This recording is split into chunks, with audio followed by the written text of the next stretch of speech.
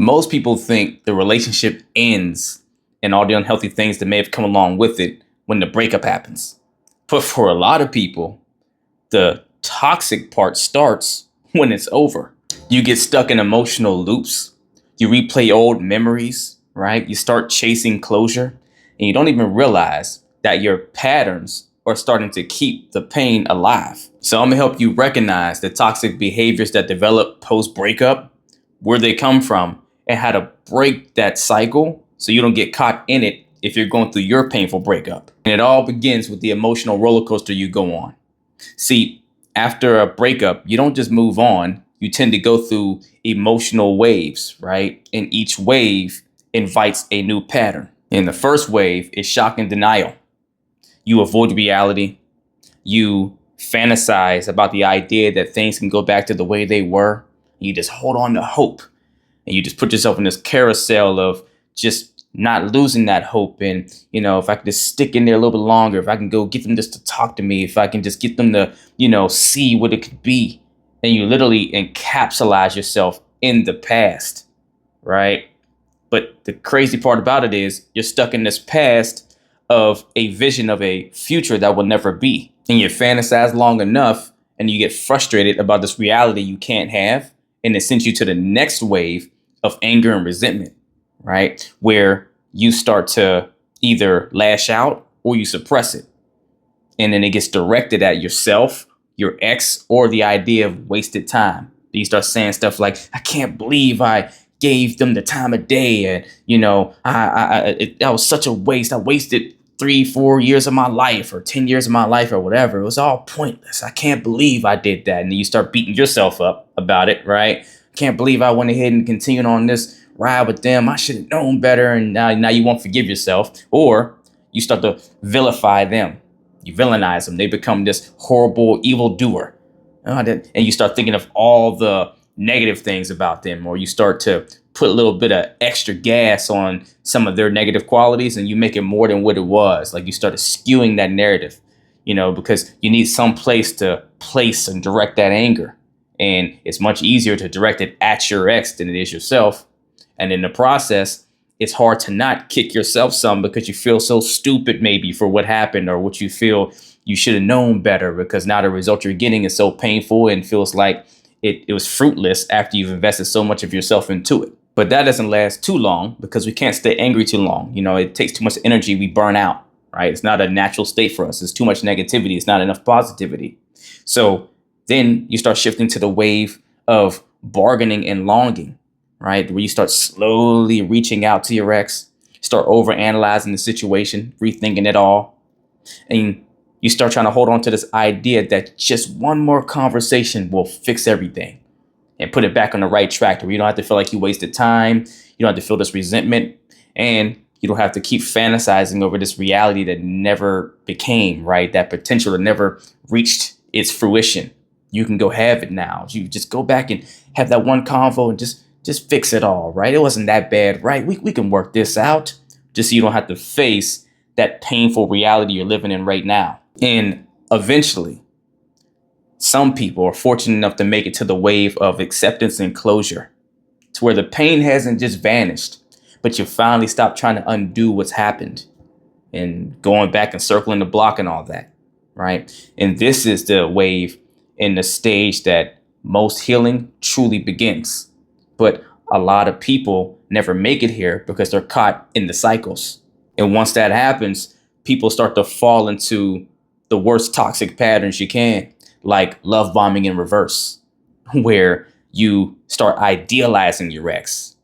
You forget about all the red flags that came along with them. You start obsessing over the good times, all the good moments, right? But you minimize all the things that broke the relationship.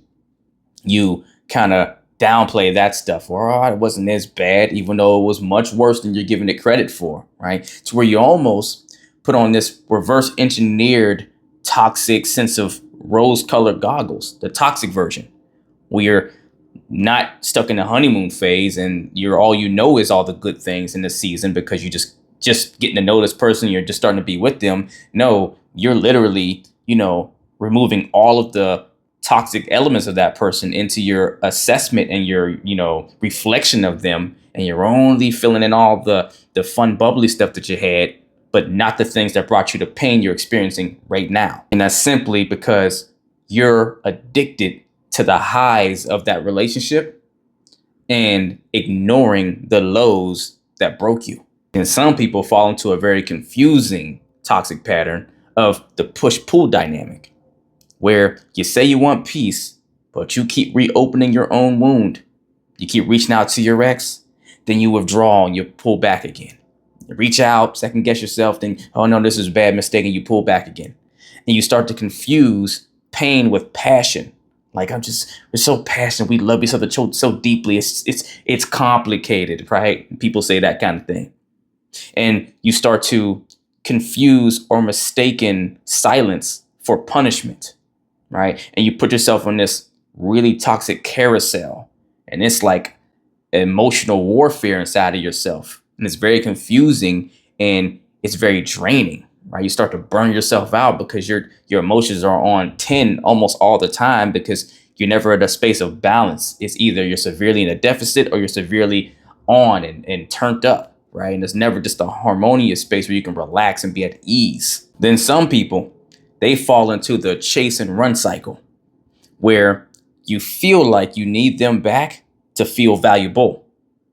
And while they continue to avoid you, you chase them harder, because you think rejection is a challenge to be overcome instead of a sign to release and let go.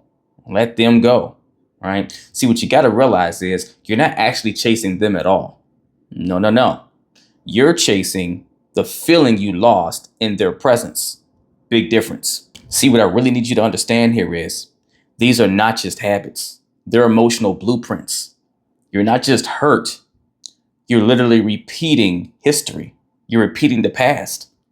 And if these wounds and things go unchecked, they will absolutely become the foundation of your next relationship whenever you find one. So if you're going to break these cycles and these patterns for good, the very first thing you got to do is you have to create a self-care plan that is not just a distraction. That means you're not just pouring yourself into your work and working late hours and telling yourself it's because you want to level up and you're going to come back better than ever. But it's really just a, secret way of not having to face your pain and those wounds, and keeping yourself preoccupied so you don't think about all that. It's not just eat, sleeping, and breathing in the gym to where you're getting in the best shape ever physically, right? And you're telling yourself, yeah, I'm making myself a better me and get back out there getting sexy again.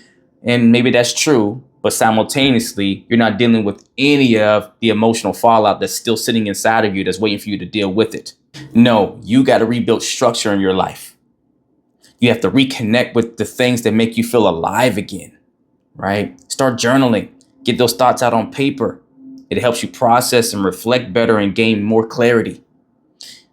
Movement, right? Get your body going. Physiology. Get active in some way, because the more you use your body in ways that benefits you, the more you channel better energy, and it helps your emotional state and mental state.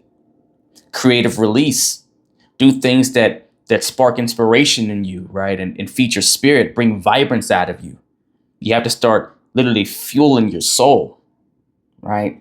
That's what you need to do. And it's great to go and, lean on friends for a period of time, family members, go hang with them, not sit and just be alone and just isolate. That's good, but don't be dependent on that, right?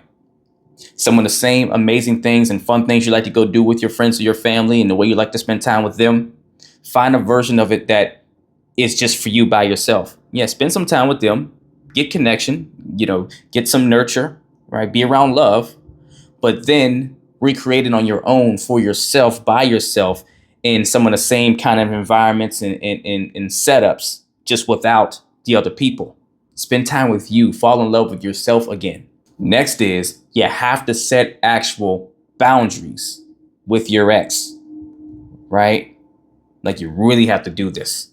That means no texting them to just check in and see how they're doing and everything else. No late night memory lane convos where you reminisce over the good times if you guys have a decent rapport still.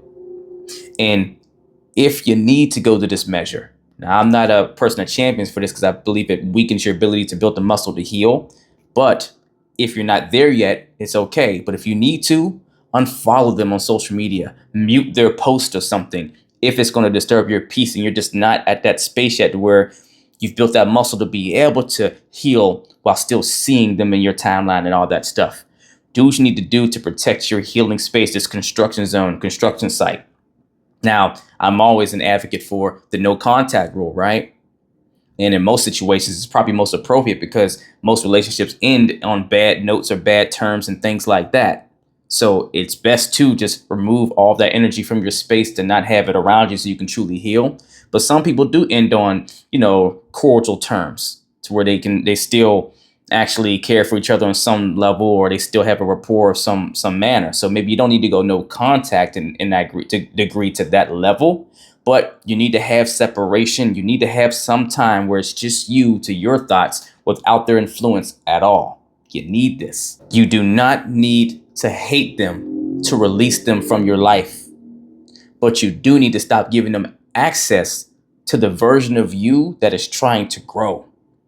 You're literally, putting little sabotaging cuts into your growth process, your healing process, the more you try to keep them intertwined into this version of you that's trying to be moved on. You're not moving on if they're still present the whole way through your journey. Is it possible to heal with your ex in proximity? Absolutely. But you're making it much more challenging than you need to. You're diluting the process for yourself much more than you should. You're making the waters murky and giving yourself the opportunity to second guess what you need to be doing and focusing on. And it's easy to slip back into trying to circle the block, right, on something that doesn't work, or at least it doesn't work for the here and now. At least do the work on yourself first. Take that time to yourself before you then go back and try to see, could it work for a second go round? Now, I don't really condone that, but hey, I get it. Sometimes you think it was just that one thing that was off between us. Okay, go back and see at that point. And the reason why I say wait till then is because 9 out of 10 chances, the version of you that's going to go back to that ex, even if you want to go back at that point, they're not going to fit you anymore. They're not going to fit this new healed version of you versus the probably unhealed version, or the version that had more toxic ways or unhealthy ways that wound up being with that person in the first place. And then the other part is the chances that they've done the work that you've done, if you actually locked out and did it, are not that great, to where it's even less of a chance that you will be aligned still. But at least give yourself the chance to make sure you dot your I's and cross your T's, to know that if you do go back to see if there's a potential, that you're doing it from a healthier lens and not still from a lens that has wounds or cracks all in it. And most importantly, seek real support, not recycled advice. Go to people who will help you reflect, to find clarity, not just allow you to vent, right? Things like therapy are not a weakness. That's emotional intelligence. And you need that more now than ever, right? Or even support groups, coaching, or online communities. Those are all great ways to start normalizing your process and your journey. The point is, you want to go to people that will either help hold you accountable to get the results you want, become that better you, or already have the results to help you get to that result you want to get to, or at least has the tools to help you get there, right? Go where someone or to people can actually give you the tools you need, help you build the skill sets and work through the process and the journey in a healthy, serving way, and not just coddle the hurt you're in and just validate your feelings and let you just get it out, but you're still in the same space, still stuck, not making any evolution or growth towards being a better you, so you don't wind up here again. Look, you may have walked away from the relationship, but now it's time to walk away from those patterns. Because until you stop reliving those emotional waves and roller coasters and those emotional cycles, you're still in them effectively. You're still literally every day reliving your past over and over again, like Groundhog Day, and it never ends. But the scariest part about that is you're not stuck in that past reliving it with your ex. You're gone, right? No, you're stuck in it with the version of yourself that doesn't know that life gets better after you truly let go of your ex, right? That's the scariest part of the whole equation. If you need help taking your power back so you can stop living in this painful roller coaster and then your ex live rent free in your head and they've moved on and you keep sabotaging new connections so you can be the best version of yourself, then email or DM me the word coaching and we will get to work only if you're truly ready to put that work in. If you're not ready for one-on-one coaching on the time, space, maybe in the resources, then at least email or DM me the word transformation and I'll either send you my Toxic Healthy Transformation course if that fits you best, so you can work on yourself and really healing and mending you, or maybe my relationship renewal course that teaches you how to build healthy relationships from the ground up, all the things you need to know, or maybe both fits you best. But either way, you can do it at your own pace on your own time, but do something to get in the race. Let's get it.